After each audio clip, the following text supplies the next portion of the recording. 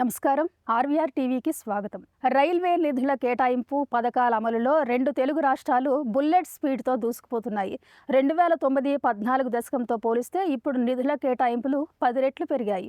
2026-27 ఆర్థిక సంవత్సరంలో ఆంధ్రప్రదేశ్కు 10,134 కోట్లు, తెలంగాణకు 5,454 కోట్ల రూపాయల నిధులు దక్కాయి. ఏపీ, తెలంగాణలకు కలిపి 15,588 కోట్ల రూపాయలు పైగా నిధులు కేటాయించారు. అంటే గత దశాబ్దపు కేటాయింపులతో పోలిస్తే ఏపీకి 11 రెట్లు, తెలంగాణకు 6 రెట్లు ఎక్కువగా రైల్వే నిధులు అందుబాటులోకి వచ్చాయి.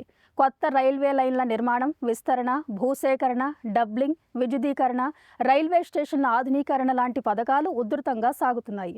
పెద్దపల్లి, నిజామాబాద్, జగ్గయ్యపేట, జన్పహాడ్, అక్కన్నపేట్, మెదక్, భద్రాచలం రోడ్, సత్తుపల్లి కొత్త లైన్ల నిర్మాణం సాగుతుంది. 10 లైన్ల డబ్లింగ్ పనులు నడుస్తున్నాయి. యాదగిరిగుట్టకు ఎంఎంటీఎస్ కనెక్టివిటీ ప్రాజెక్టును రైల్వే శాఖ సొంత నిధులతో చేపట్టింది. హైదరాబాద్ నుంచి బెంగళూరు, చెన్నై, పూణే నగరాలకు 3 హైస్పీడ్ రైల్వే కారిడార్ల నిర్మాణం చేపట్టారు. 2 రాష్ట్రాల్లో 100% రైల్వే లైన్ల విద్యుదీకరణ పూర్తి చేశారు. తెలంగాణలో పలు ప్రాజెక్టులను 27,000 కోట్ల రూపాయల నిధులతో నిర్మిస్తున్నారు.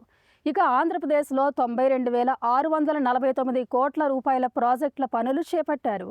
విశాఖపట్నం కేంద్రంగా దక్షిణ కోస్టల్ రైల్వే జోన్ పనులతో పాటు 2 ప్రధాన హైస్పీడ్ రైలు కారిడార్ల పనులు చేపట్టారు. అమృత్ భారత్ పథకం కింద ఏపీలో 21 ప్రధాన రైల్వే స్టేషన్లను ఆధునికీకరిస్తున్నారు. మొత్తం మీద తెలుగు రాష్ట్రాల్లో 10 ఏళ్ల తర్వాత రైల్వేలకు సంబంధించి అత్యంత వేగంగా పనులు సాగుతున్నాయని అధికారులు చెబుతున్నారు. ఇలాంటి కరెంట్ అప్డేట్స్ కోసం చూస్తూనే ఉండండి మన ఆర్వీఆర్ టీవీ. లైక్ చేయండి, షేర్ చేయండి, సబ్స్క్రైబ్ చేయండి.